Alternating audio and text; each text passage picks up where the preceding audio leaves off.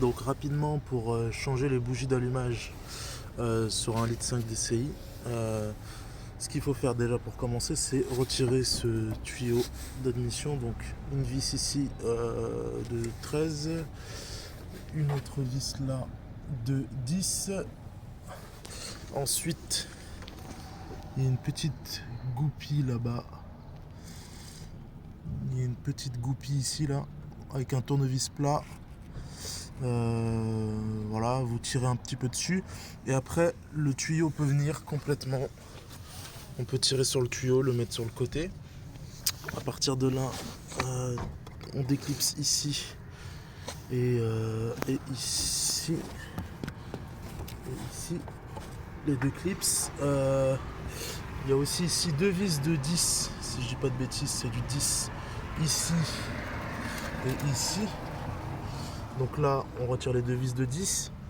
Normalement, le couvercle culasse, le cache culasse, il peut ressortir direct. S'il sort pas, au pire, vous pouvez retirer les deux vis. Ici, c'est du 8 pour dégager la tige. Et là, vous avez un peu plus accès. Et oui, avant aussi, faut déclisser ça avec un petit tournevis plat. Ça le soulève.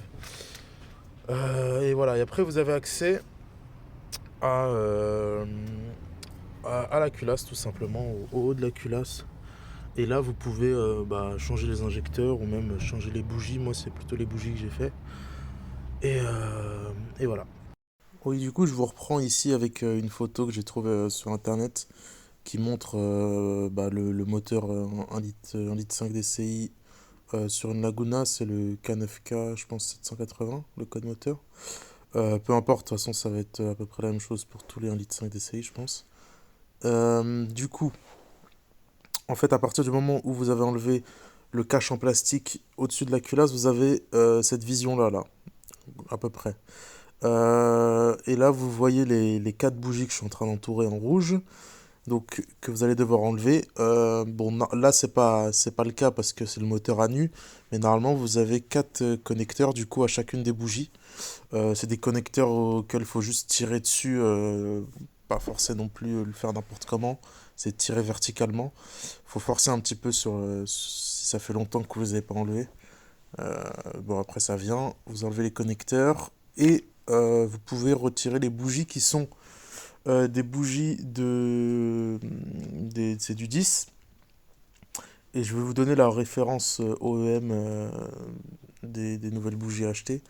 Vous mettez cette référence sur Autodoc ou Mister Auto ou d'autres sites. Ils vous donneront tout plein de bougies de plein de marques différentes qui correspondront à votre moteur. Donc vous retirez les quatre bougies. Alors ce que je conseille de faire, c'est de prendre du dégrippant WD-40 ou quoi. Moi j'avais acheté un dégrippant spécial bougie injecteur un peu plus puissant. Donc vous noyez ça plusieurs fois. Vous le faites 2, 3, 4, 5 fois, autant de fois que vous voulez, si vous voulez être sûr. De ne pas casser la bougie à l'intérieur de la culasse, parce que là c'est la merde sinon. Et voilà, vous dégrippez à fond et essayez de travailler moteur chaud. Donc avant de faire l'opération, vous faites chauffer le moteur 10-15 minutes. Si vous avez fait un petit trajet avant, c'est encore mieux. Et honnêtement, normalement, ça vient comme dans du beurre. Faut pas trop forcer. Si vraiment vous avez peur de faire n'importe quoi, vous pouvez prendre une clé dynamo. Une clé dynamo, à l'extrémité de la clé, vous pouvez dévisser. Il y a trois vis Torx. C'est des petites vis Torx de 4 ou des conneries comme ça. Vous dévissez les vis, ça vous enlève l'extrémité de la clé dynamo et vous retournez le, le sort de pignon de la clé dynamo, vous le retournez de l'autre côté. Comme ça, votre clé dynamo, la clé de serrage, ça devient une clé de desserrage. Vous mettez un couple à... Le maximum autorisé pour cette vis, si j'ai pas de bêtises, c'est 35 Nm. Donc si vous allez à 35, elle va péter très probablement. Donc vous mettez du 25 pour voir au début, puis vous pouvez monter, et vous essayez de dévisser la bougie. Si vous êtes à 25, elle pètera pas.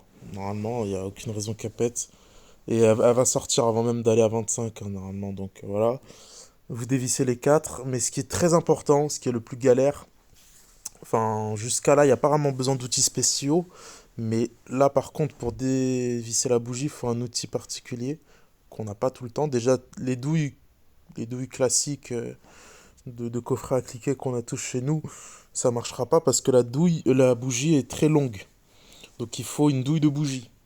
Donc une douille qui est très profonde sur laquelle, on va dire, il y a au moins 3-4 cm de profondeur pour accéder à la bougie en elle-même, à l'écrou, quoi. Euh, donc déjà, il faut cette douille-là, mais il faut pas prendre des douilles, entre guillemets, rigides, il faut prendre des douilles articulées, comme des cardans. Parce que les tuyauteries d'injecteurs font que il n'y a pas vraiment accès, c'est la merde.